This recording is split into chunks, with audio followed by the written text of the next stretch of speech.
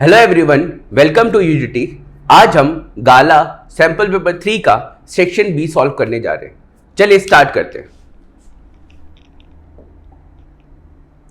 पहला क्वेश्चन हमसे ये पूछा जा रहा है कि जो व्हाइट वॉशिंग होता है उसके अंदर एक्स सब्सटेंस कौन सा यूज किया जाता है। व्हाइट वॉशिंग दरअसल क्या होता है, कैल्शियम हाइड्रोक्साइड होता है CaOH का होल ट्वाइस, और वो CaOH का होल ट्वाइस कैसे बनता है हमें वो बताना है। तो व्हाइट वॉशिंग में जो एक्स सब्सटेंस होता है वो होता है हमारा कैल्शियम ऑक्साइड, जिसका फॉर्मूला होता है CaO। जब ये CaO को हम वाटर ऐड करते हैं इसमें, तो हमारा बनता है कैल्शियम हाइड्रोक्साइड और इसके साथ हीट निकलती है। क्लियर? जनरली आपने देखा होगा कि जैसे चूना होता है, राइट? चूना ही एक तरीके का होता है, जब ये वाटर में होता है तो ये आपका कैल्शियम हाइड्रोक्साइड बनाता है, जो कि फिर व्हाइट वॉश की तरह यूज किया जाता है। चलिए नेक्स्ट क्वेश्चन की तरफ चलते हैं। नेक्स्ट क्वेश्चन में हमसे पूछा जा रहा है कि what is the difference between calcination and roasting. हमें बताना है कि कैल्सिनेशन एंड रोस्टिंग में क्या डिफरेंस है। तो ये दरअसल क्वेश्चन हमारा मेटल एंड नॉन मेटल्स में से है, जिसमें एक्सट्रैक्शन ऑफ ओर टॉपिक आता है, उसके अंदर से एक क्वेश्चन है। तो कैल्सिनेशन क्या होता है? कैल्सिनेशन एक ऐसी प्रोसेस होती है जब हम किसी भी मेटल को लिमिटेड एयर में या एब्सेंस ऑफ एयर में, एब्सेंस ऑफ एयर का मतलब क्या हुआ कि एब्सेंस ऑफ ऑक्सीजन में हीट करते हैं, उस पर्टिकुलर प्रोसेस को हम क्या बोलते हैं? कैल्सिनेशन बोलते हैं। उसी के साथ रोस्टिंग का मतलब यह होता है कि जब भी हम किसी मेटल को in the presence of oxygen या एक्सेस अमाउंट ऑफ ऑक्सीजन में हीट करते हैं तो उसको हम रोस्टिंग कहते हैं। कैल्सिनेशन बेसिकली क्यों होता है? क्योंकि जब हमारे पास कार्बोनेट ओर्स होते हैं तो उसके लिए हम कैल्सिनेशन करते हैं, और अगर हमारे पास सल्फाइड ओर्स होते हैं तो उसके लिए हम रोस्टिंग करते हैं, राइट? जब हम ये प्रोसेस करते हैं तो इसमें कौन सी गैस प्रोड्यूस होती है? CO2 गैस प्रोड्यूस होती है, जबकि यहां पे सल्फर डाइऑक्साइड गैस प्रोड्यूस होती है। चलिए नेक्स्ट चलते हैं। नेक्स्ट क्वेश्चन में हमसे पूछा गया है कि आपको डाइजेस्टिव सिस्टम जो हमारे बॉडी का है उसके कुछ पार्ट्स दिए गए हैं, उन पार्ट्स को हमें रीअरेंज करना है। ठीक है, ये कुछ पार्ट्स दिए गए हैं: small intestine, oesophagus, stomach, rectum, mouth and small intestine. तो हमें पता है कि सबसे पहले क्या आता है? सबसे पहले माउथ आता है, तो हम लोगों ने यहां पे लिखा माउथ। देन माउथ के बाद क्या आता है? Oesophagus, right? ये वाला particular part that is oesophagus. Then उसके बाद स्टमक, तो that particular part is our stomach. Then उसके बाद स्मॉल इंटेस्टाइन, तो that particular part is small intestine, and this part is, ठीक है, दिस पार्ट इज आपका लार्ज इंटेस्टाइन, एंड लास्ट में that particular part is rectum. तो इस तरीके से ये हम लोगों ने इसको अरेंज किया।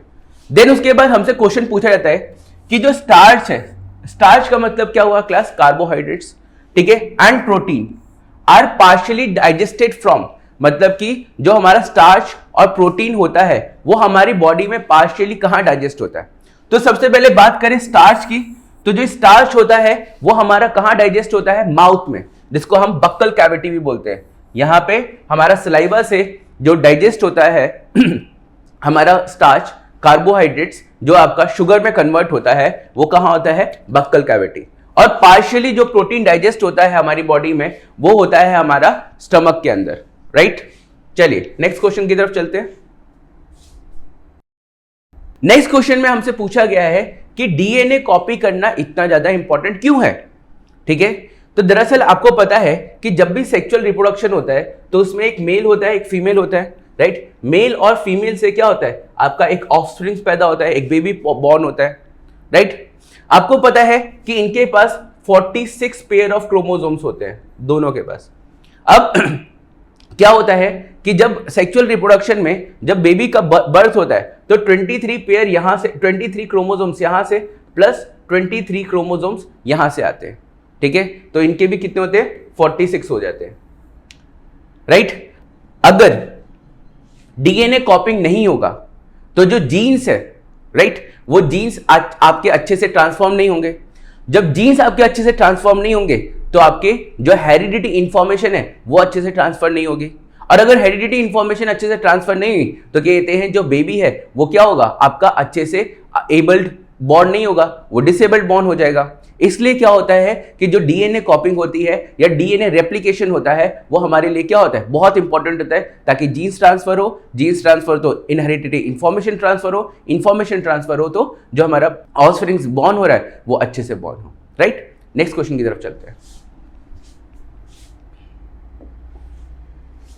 नेक्स्ट क्वेश्चन में पूछा जा रहा है कि what is the difference between binary fission and multiple fission. तो सबसे पहले हमें फिजन का मतलब समझना चाहिए, और फिजन कहां से आया, तो ये हमारा रिप्रोडक्शन चैप्टर है, उसके अंदर हमारे पास दो तरह के रिप्रोडक्शन होते हैं, एक असेक्सुअल और एक सेक्सुअल।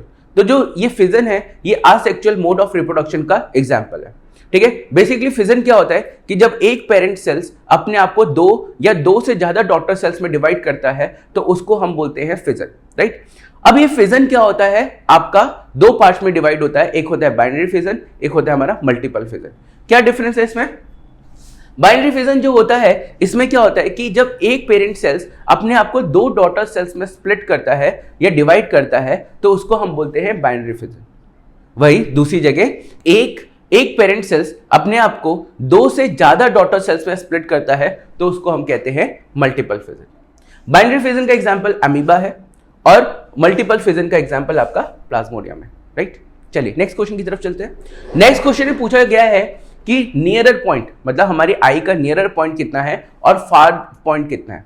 ठीक है, नियरर पॉइंट क्या है? नियरर पॉइंट ये है कि जैसे कि सपोज करो ये पेन है, अगर इस पेन को मैं इधर तक लेके आता हूं तो मुझे देखने में क्या होगा, स्ट्रेस होगा, मेरी आईज पेन होंगी, हेडेक होगा, तो मैं इसको आराम से मतलब इतनी डिस्टेंस पे है तो मैं इसको आराम से देख सकता हूं।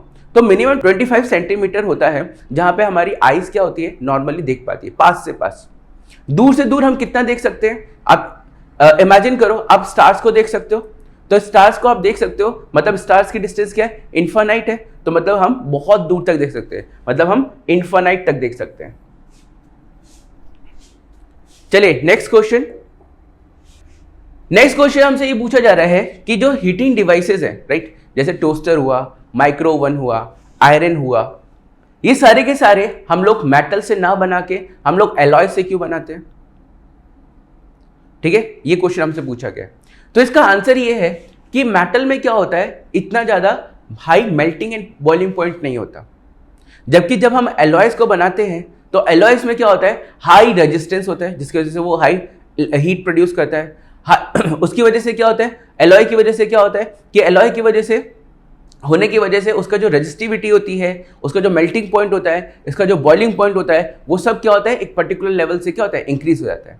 इस वजह से हम लोग क्या करते हैं कि हम लोग एलॉय यूज करते हैं, ठीक है, ना कि हम लोग मेटल यूज करते हैं।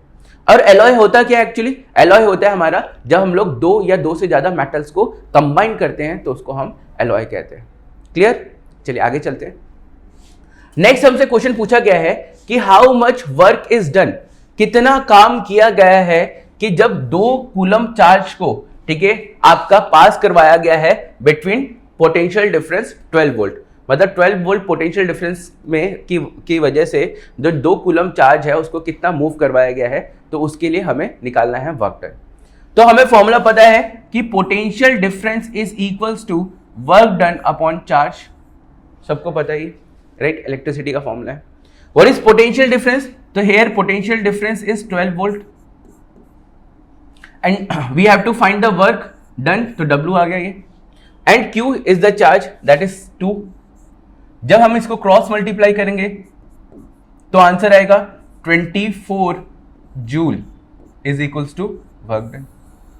सिंपल, इजी है। ठीक है, चलिए नेक्स्ट क्वेश्चन की तरफ चलते हैं।